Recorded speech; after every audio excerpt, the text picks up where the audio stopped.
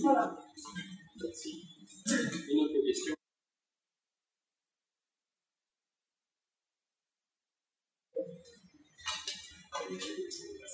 Donc, je suis Aaron Assissé, je suis membre du GFA et doctorant en économie de cette université. Je vais rebondir sur la question de madame pour répondre carrément, non, ça n'a jamais existé en Afrique avant la colonisation de massacre entre ethnies. Et pour appuyer ça, il y a une étude qui a été publiée par l'UNESCO en 1986 qui s'appelle Mécanisme traditionnel de prévention et de résolution du conflit en Afrique. Et il y a un des articles d'un livre qui s'appelle Tchernova qui propose clairement que l'Africain n'a jamais tué un autre Africain parce qu'il est d'une ligne ou d'une femme. Un Wolof ne va pas tuer un Bambara tuer un Bambara, ou un Tutsi ne va pas tuer un Tutsi. Simplement, les conflits qui ont existé en Afrique avant la colonisation, c'était des conflits de terre. Ça existe. Des guerres pour contrôler la terre, mais parce que tu es différent, non. Maintenant, pour revenir un peu sur les deux premières interventions, voilà, moi je pense qu'aussi il y a ce côté aussi qui manque quand on aborde la question de la tragédie. Moi je vais appeler ça plutôt une tragédie rwandaise plutôt que génocide, parce que non, c'est pas, non, je m'explique. Quand je dis tragédie, c'est parce que pour moi, c'est le même peuple, que ce soit Tutsi ou Rwandais. Moi, par exemple, honnêtement, je ne l'ai jamais dit, aujourd'hui j'ai l'occasion de le dire, mais pendant très longtemps, je connais des Rwandais à Toulouse. Voilà, au Sénégal, avant de venir à Toulouse, je n'ai pas eu l'occasion d'en connaître. Les premiers Rwandais que j'ai connus, c'est après 85 ans que je suis qu'ils n'étaient pas Tutsi. Alors que dans mon imaginaire, pour moi, il n'y avait que les Tutsis qui avaient quitté le pays pour aller chercher au Tchad. Et c'est avec le temps que je me suis rendu compte que moi-même, je ne parviens pas à faire donc la distinction entre les uns et les autres. Donc c'est pour ça que je parle de tragédie rwandaise. Et aussi, quand les premiers intervenants aussi ont parlé de l'importance de la maîtrise de la langue nationale dans le travail d'investigation, je pense que c'est important parce que la représentation qu'un Rwandais avec un grand R peut avoir de ces événements peut être différent en fonction des termes qui sont utilisés. Donc je pense aussi qu'il y aurait un travail à faire dans ce sens. Et souvent, je le dis, moi j'ai assisté à beaucoup de conférences, beaucoup de réunions sur le sujet. Et à chaque fois, c'est les Occidentaux, pour ne pas dire des Français, qui sortent le plus de travail, on va dire, scientifique là-dessus. Je pense que ce serait important aussi que les fils du pays puissent aussi produire avec leur propre perception de cette histoire, en tenant compte aussi de l'évolution historique. Parce que aussi, il faut dire, là, ça reprend aussi la question de tout à l'heure. Avant la colonisation, il y avait une organisation politique, je pense, qui était en place dans cette partie de l'Afrique. Et il y en avait d'autres aussi dans d'autres pays parties de l'Afrique. Et quand on regarde, peut-être que dans d'autres pays, on n'est pas allé aussi loin dans les clivages entre populations, donc les prononcés politiques visés pour régner, qui a été aussi un des instruments politiques de la colonisation, pour le reconnaître. Maintenant, dans d'autres pays, peut-être qu'il y a des pesanteurs sociaux qui ont fait que certains conflits ont pu être anéantis, voire stoppés assez tôt, pour ne pas en arriver à ce genre de cas. Donc je pense qu'il y a une interrogation qu'il y a à faire entre nous-mêmes, Africains, une vision africaine de cette tragédie. Bon, je ne dis pas que voilà, il n'y a pas eu génocide, mais c'est juste que les mots ont une force. Et par exemple, le fait qu'un mot vienne d'ailleurs et pas, par exemple, de ceux qui ont vécu eux-mêmes cette histoire, ça a son importance aussi dans l'évolution de cette relation. Donc moi, je voulais juste rebondir sur ça. Les mots montrent une très bonne affaire. Parce que justement, appelez ce qui s'est passé au Rwanda, Présentation. Youssouf Assis, je suis sénégalais d'origine. Très bien. Voilà. Et Youssouf, est-ce que tu peux être Merci. C'est très important. Ce qu'il a dit, c'est très important. Et parler de tragédie rwandaise, c'est minimiser les choses, parce que pour moi, ça a une portée assez importante pour toute l'Afrique. C'est-à-dire qu'on doit tirer de ce qui s'est passé au Rwanda, et on doit le rappeler chaque année, chaque fois il va y avoir des conférences, parce que c'est très important pour nous d'éviter ça.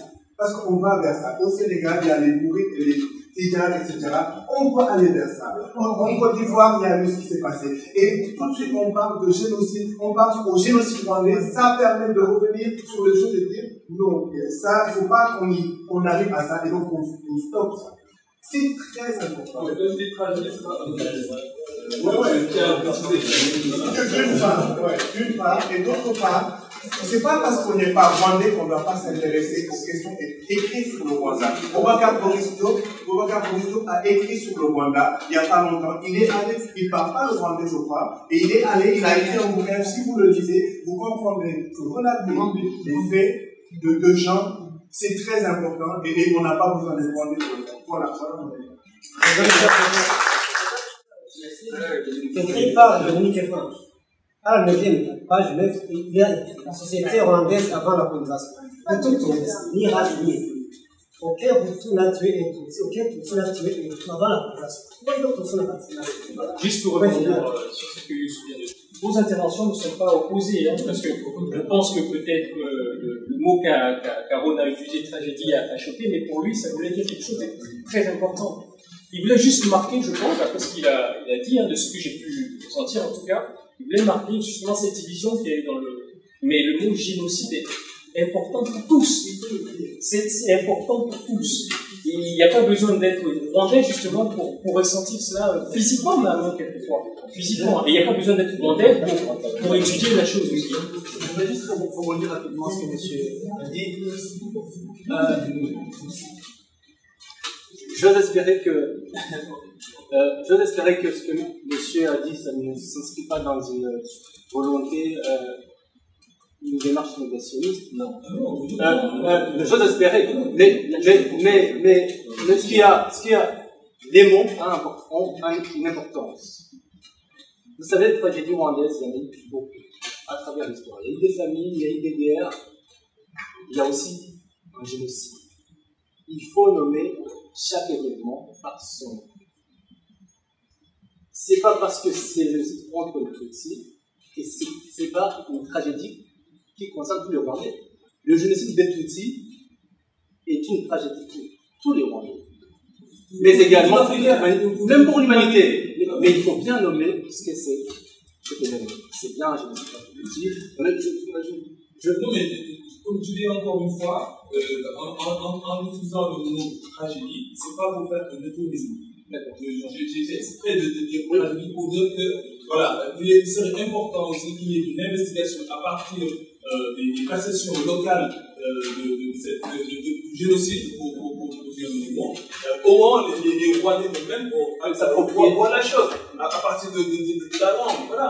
Parce que, comme je dis encore une fois, j'ai assisté à beaucoup de conférences et de débats dessus, et pour la plupart, les ouvrages les plus importants n'ont pas été produits par les Rwandais. Et ça, voilà. Oui, ça concerne, mais juste une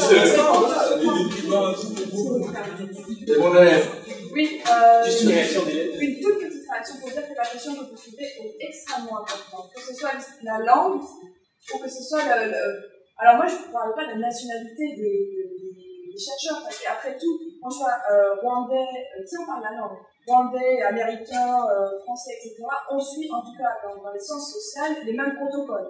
Hein. L'accès à la vérité, c'est pas parce qu'on est tout d'un coup rwandais que sans avoir fait d'études d'histoire ou de sciences sociales, on révélerait une vérité. Si c'était peut-être un livre de témoignage, mais je veux dire, dans les sciences sociales, il n'y a pas de différence d'essence entre les chercheurs. Mais par contre, il y a une question très importante, qui est celle de la représentation des chercheurs rwandais dans le champ scientifique, qui est extrêmement importante. Effectivement, Jean-Paul Kimono est un des rares intellectuels rwandais à avoir produit sa thèse. Elle a été publiée en 2008 chez Carpal, qui a un travail très important. Mais actuellement, le problème, c'est qu'au Rwanda, la politique du gouvernement, il ne semble pas que la priorité aille à la promotion des sciences sociales. Et c'est très grave. Et c'est très grave aussi parce que non seulement on ne promeut pas de chercheurs rwandais, parce qu'il n'y a pas de débouché, donc personne ne va faire de l'histoire des sciences sociales, mais aussi parce qu'on n'enseigne pas l'histoire du génocide dans les écoles rwandaises. depuis 1994. Voilà. Juste une petite parenthèse. On voit que la question des mots est extrêmement importante. Pour ceux qui vont rebondir là-dessus et poser des questions, vous pouvez les différer légèrement, parce que notre intervention va porter sur cette question. Donc ça permettra de rebrasser ce sujet. C'est très juste un mot. Avant de. Très bref, Martin. J'ai trouvé que vraiment, tout ce qui a été dit dans la salle est remarquable. Parce qu'on a abordé les points essentiels. Légitimité, identité. Et vous avez raison de demander à des conférenciers français, on va dire de souche, quelle légitimité ils ont de parler du Rwanda. Parce que franchement, de ce côté-là, c'est parfois tout et n'importe quoi. Bon, moi j'étais accusé par M. Nana d'être un mauvais français. M. Nana se dit journaliste camerounais, il n'est pas journaliste, il n'est pas camerounais, peu importe, je veux dire, on ne va pas là-dessus. Mais cette légitimité, on peut en parler et on peut répondre d'une façon un peu plus détaillée que je l'ai fait tout à l'heure. Moi j'ai découvert l'Afrique des Grands Lacs en 1972, j'étais coopérant à Bujumbura. Le 9 mai 1972, l'armée a encerclé mon école, a embarqué dans la bétaillère la moitié de mes étudiants en direction de la fosse commune. C'est ce jour-là que j'ai commencé à essayer de comprendre ce qui se passait autour de moi. J'ai passé 2 ans au Burundi. J'ai compris que j'étais pas fait pour être coopérant. C'est la France qui armait le régime Michombero, qui tuait toute l'élite Hutu à cette époque-là. Donc ça fait partie, pas forcément de la légitimité, mais au moins de l'intérêt qu'on peut porter à ces pays. Sur l'identité, c'est un débat qui est tellement vaste que jusqu'à aujourd'hui, on n'est même pas sûr de ce que c'est qu'un Hutu et un Tutsi. Moi, je vous invite à lire le livre de Jean-Pierre Chrétien, qui s'appelle L'invention de l'Afrique des Grands Lacs, qui coûte 29 €, mais là, il y en a 3 exemplaires à 25 €. Sinon, lisez-les en bibliothèque. C'est vraiment une explication admirable sur la façon dont les premiers Européens prennent pied dans la région des Grands Lacs et comment ils plaquent sur la réalité leurs propres archétypes, leurs convictions et souvent leur racisme. Alors, c'est expliqué en 500 pages, donc ici on peut même pas dire 3 pages de ces 500 pages-là. Donc il faut retourner là-dedans parce que c'est un débat qui est très très sérieux et qui mérite de lire des bons livres là-dessus. Et je dois dire que on a envie de s'effacer devant les débats qui sont menés entre Rwandais sur le génocide et sur la réconciliation. Donc là, je préférerais ne rien dire, mais juste une petite remarque. On voit bien que dans le débat sur les bases de la réconciliation, il y a des gens qui se sentent exclus de la communauté nationale ou qui s'excluent eux-mêmes de la communauté nationale ou qui pensent que le mot génocide les exclut. Il faut se rappeler que génocide n'est pas un drapeau, c'est pas un étendard, c'est un principe de réalité. Il y a eu un génocide. On ne peut reconstruire une société que sur la vérité. Donc, il faut bien que le mot soit prononcé, qu'il soit assumé par tous. Et je pense que c'est forcément à partir de là que on peut imaginer de progresser, de tourner la page, parce que sinon, je te donne un point de vue extérieur, mais je ne vois pas comment on peut y arriver. C'est tout ce que je voulais dire.